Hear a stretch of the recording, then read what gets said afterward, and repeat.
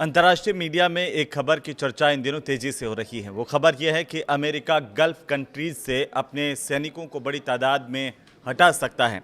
अब आप सोच रहे होंगे कि आखिर इसके पीछे की हकीकत क्या है या ऐसा कैसे हुआ। आज के इस वीडियो में हम इसी पर बात करने वाले हैं।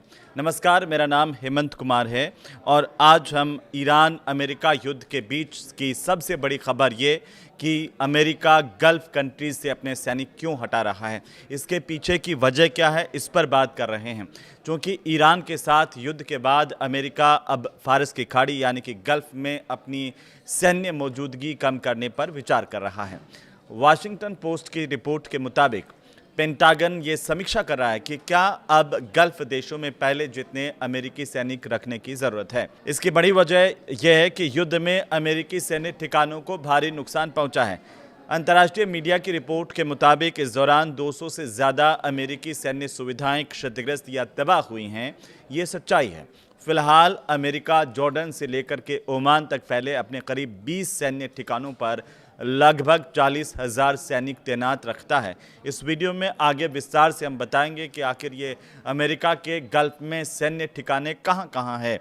लेकिन अभी फ़िलहाल हम आपको बताएं कि ये जो ठिकाने हैं इन पर अभी कोई अंतिम फैसला सेना हटाने को लेकर हालांकि नहीं हुआ है, लेकिन पेंटागन, जॉइंट स्टाफ और अमेरिकी जो सेंट्रल कमांड है वो मिलकर के इस बात का आकलन कर रहे हैं कि युद्ध के बाद मध्य पूर्व में अमेरिकी सैन्य तैनाती आखिर कैसी होनी चाहिए। तो बहरीन में अमेरिकी नौसेना के 5th फ्लीट का मुख्यालय बताया जाता है। उधर कुवैत, कतर, संयुक्त अरब अमीरात, यूएई और दूसरे गल्फ देशों में अमेरिका के सैन्य बड़े ठिकाने हैं जहां से अमेरिका की सेना जो है वो इन ठिकानों पर रहती है और आसपास के इलाकों को नियंत्रित करती है। सबसे पहले आप देखिए कि गल्फ में अमेरिका के 8 अहम सैन्य ठिकाने कौन कौन से हैं। क्योंकि कतर की सबसे पहले बात करें तो सबसे बड़ा जो सैन्य ठिकाना है वो कतर में है, जहां पर अल उदैद एयरबेस कतर का, जहां मिडिल ईस्ट का सबसे बड़ा अमेरिकी सैन्य बेस एयरबेस ये माना जाता है, जहां पर बड़ी तादाद में अमेरिका की सेना है। साथ ही साथ अगर अमेरिका के सैन्य ठिकानों की बात में जिक्र करें तो दूसरा नंबर का सबसे बड़ा सैन्य ठिकाना है नेवल सपोर्ट एक्टिविटी बहरीन का। यहां से क्या होता है, 5th फ्लीट का ये हेडक्वार्टर है। जैसे मैंने आपको बताया था, यहां बड़ी तादाद में अमेरिकी सेना की मौजूदगी होती है। इसके अलावा एक ठिकाना कुवैत में है, कैंप अरिफजान, जहां पर अमेरिकी सेना का लॉजिस्टिक बेस है।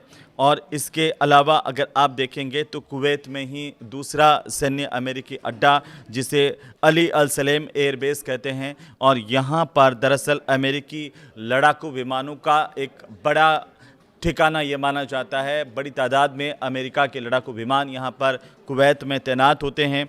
इसके अलावा जो 5वां सबसे बड़ा सैन्य बेस है अमेरिका का, वो अगर आप देखें तो यूएई में है, जिसे अल दफरा एयरबेस के नाम से जाना जाता है।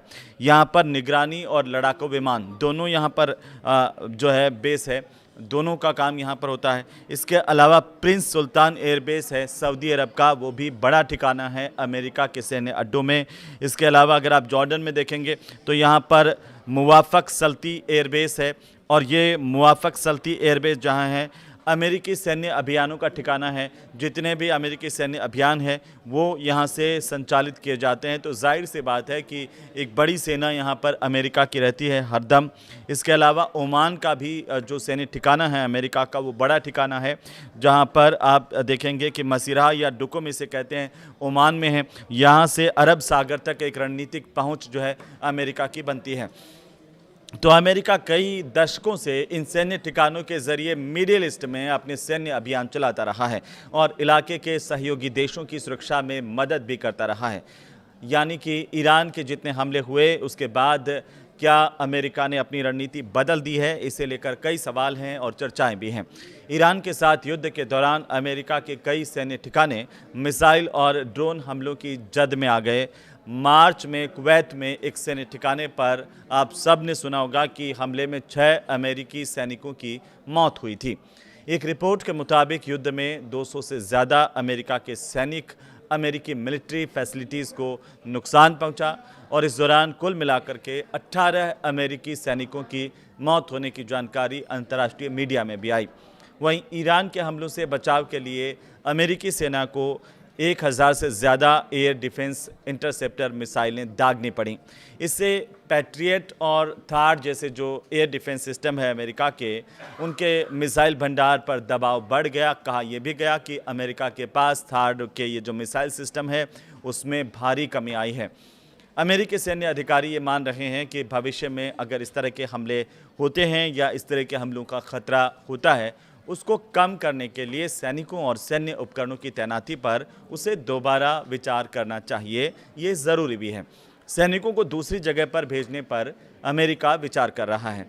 ये जो सब कुछ हुआ है वो दरअसल जो ईरान का युद्ध है उसकी वजह से हुआ। और इस वक्त अगर आप देखेंगे तो पेंटागन में इस समय कई प्रस्तावों पर चर्चा चल रही है। पेंटागन में क्या बातचीत हो रही है इन्हें लेकर के इस पर अलग अलग राय है लोगों की, जिनमें गल्फ देशों से कुछ सैनिक और सैन्य उपकरणों को जॉर्डन, इजराइल या सऊदी अरब के रेड सी यानी कि लाल सागर के तट के करीब तैनात करने का सुझाव भी दिया गया है। अधिकारियों का यह मानना है कि इस इलाके से ईरान की सीधी मिसाइल और ड्रोन पहुंच से अपेक्षाकृत ज़्यादा सुरक्षित हो सकते हैं। अंतर्राष्ट्रीय मीडिया की रिपोर्ट के मुताबिक हम देखें तो सैनिकों की तैनाती को लेकर ट्रंप सरकार के भीतर भी अलग अलग राय हैं, अलग अलग मत हैं, अलग अलग चर्चाएं हैं।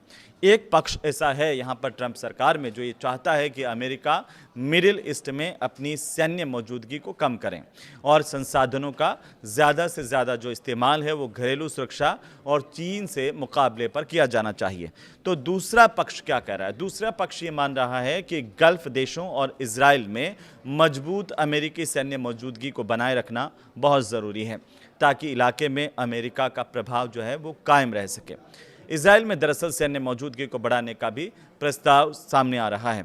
एक प्रस्ताव ऐसा आया जिसमें कुवैत समेत कुछ गल्फ देशों से सैनिकों और सैन्य उपकरणों को इजराइल के ओवदा के एयरबेस पर भेजने की बात भी कही गई। हालांकि इस प्रस्ताव का प्रशासन के भीतर भी विरोध हो रहा है। कुछ अधिकारियों का ये कहना है कि इजराइल में अमेरिकी सैन्य मौजूदगी के बढ़ने से संवेदनशील खुफिया जानकारी की सुरक्षा पर खतरा बढ़ सकता है। अब गल्फ देशों पर भी इसका क्या असर पड़ेगा, ये बड़ा सवाल है। अगर अमेरिका गल्फ देशों से बड़ी संख्या में अपने सैनिकों को हटाता है तो इसका सबसे ज़्यादा जो असर है यहाँ के सिक्योरिटी इंफ्रास्ट्रक्चर पर पड़ने वाला है। साथ ही पूरे मिडिल ईस्ट के सुरक्षा समीकरण भी इससे बदल सकते हैं। दशकों से सऊदी अरब, यूएई, कतर, कुवैत, बहरीन और दूसरे जो खाड़ी देश हैं वो अपनी सुरक्षा के लिए अमेरिकी सैन्य मौजूदगी पर ही निर्भर रहे हैं, ये अगर आप जानते हैं तो, क्योंकि सैनिकों की संख्या कम होने पर इन देशों को अपनी जो सैन्य क्षमता है उसको बढ़ाना पड़ सकता है या फिर नए सुरक्षा जो साझेदार हैं उनको तलाशना पड़ सकता है। हालांकि अमेरिकी सैनिकों की जो संख्या कम होने का मतलब ये नहीं होगा कि दोनों पक्षों के सुरक्षा जो संबंध है वो खत्म हो जाएंगे। हथियारों की खरीद फरोख्त हो या फिर खुफिया जानकारी को आपस में साझा करना हो या सैन्य सहयोग जैसी व्यवस्थाएं पहले की तरह जारी रखी जा सकती हैं।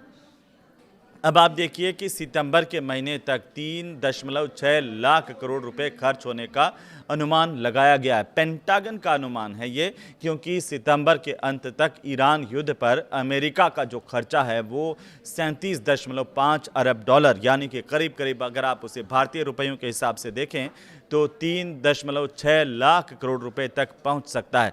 और इस अनुमान में क्षतिग्रस्त सैन्य ठिकानों को दोबारा से बनाने का खर्च तो शामिल ही नहीं है और इसीलिए अमेरिका अब सिर्फ उनकी मरम्मत पर नहीं बल्कि ये भी तय कर रहा है कि जो तमाम ठिकाने हैं सभी ठिकानों को पहले की जगह पर फिर से बनाया जाए या फिर कुछ को दूसरी जगह शिफ्ट कर दिया जाए जो ज़्यादा सुरक्षित हो सकते हैं। अमेरिका ने अब गल्फ देशों में सैन्य ठिकाने क्यों बनाए, ये सवाल सबके मन में होता है। तो इस सवाल का जवाब भी हम देंगे, लेकिन इसके पीछे की एक बड़ी कहानी है कि आखिरकार अमेरिका ने गल्फ कंट्रीज़ में अपने सैन्य ठिकानों को एस्टैब्लिश क्यों किया, वहाँ पर अमेरिका की सेनाएं 24 घंटे क्यों रहती है। सबसे बड़ी बात है कि तेल और गैस की सप्लाई को सुरक्षित रखने के लिए अमेरिका को ऐसा करना पड़ रहा है या अमेरिका ने ऐसा किया है। दुनिया के एक बड़े तेल हिस्से को और गैस ये तमाम चीज़ें तेल और गैस फ़ारस की खाड़ी से मिलती है और इसीलिए अमेरिका ये चाहता है कि इन समुद्री रास्तों में किसी तरह की कोई बाधा नहीं आए। दूसरी बड़ी बात है कि ईरान की जो गतिविधियां हुई हैं उन पर नज़र रखने के लिए 1979 की ईरानी क्रांति के बाद से अमेरिका और ईरान के रिश्ते जो है वो तनावपूर्ण रहे हैं। गल्फ में मौजूद सैन्य ठिकाने अमेरिका को ईरान की सैन्य गतिविधियों पर नज़र रखने में मदद करते हैं। सहयोगी देशों की सुरक्षा के लिए भी अमेरिका ने इस तरह का कदम उठाया था, क्योंकि सऊदी अरब, यूएई, कुवैत, कतर और बहरीन लंबे समय से अमेरिका के रणनीतिक साझेदार रहे हैं। अमेरिकी सैन्य ठिकाने इन देशों की सुरक्षा व्यवस्था का एक अहम हिस्सा माना जाता है। चौथा सबसे बड़ा कारण है कि मिडिल ईस्ट में सैन्य अभियानों को लेकर के भी अमेरिका इस तरह के ठिकाने एस्टेब्लिश कर चुका है, जिनमें इराक, अफगानिस्तान और आईएसआईएस के खिलाफ अभियानों में अमेरिका ने इन्हीं सैन्य ठिकानों का इस्तेमाल किया है। तो अब आपको ये समझ में आया होगा कि आखिर अमेरिका ने गल्फ कंट्रीज़ में अपने सैन्य ठिकाने क्यों बनाए, इनके पीछे की वजह क्या है, और अब जब गल्फ कंट्रीज से अमेरिका इन सैन्य ठिकानों से अपनी सेनाएं कम करने का विचार कर रहा है तो उसके पीछे की वजह क्या है, इसके परिणाम क्या हो सकते हैं, आप कमेंट करके हमें बता सकते हैं और साथ ही साथ इसे लाइक कर सकते हैं, शेयर कर सकते हैं। नमस्कार।